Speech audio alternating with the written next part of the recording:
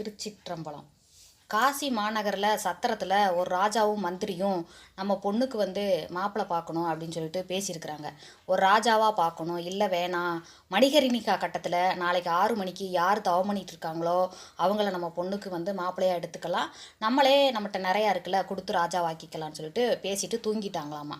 அதை ஒட்டு கேட்டுட்டு ஒரு திருடே இருந்திருக்கான். அவங்க வீட்டுக்கு களவாங்க போனவன், ஆகா களவாண்டா கொஞ்சமாக தான் கிடைக்கும், அப்போ மாட்டிக்கிட்டா அடி கிடைக்கும், நம்ம போய் அந்த மணிகர்ணிகா கட்டத்தில் சும்மா நாள் பொய் வேஷம் போட்டு சிவவேஷம் போட்டு அங்கே போய் நம்ம இருந்துக்கலாம், காலையில் பார்த்துருவாங்க அப்படின்னு சொல்லிட்டு போய் அதே மாதிரி பொய் வேஷம் போட்டு சிவசிவான்னு உட்காந்துருக்குறான்.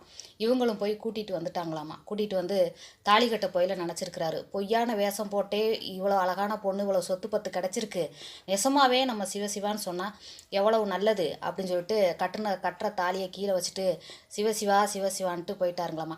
நடிச்சாலும் இறைவன் உண்மையாக்கி நம்மளை ஏற்றுக்குவாருங்க. நன்றி, வணக்கம்.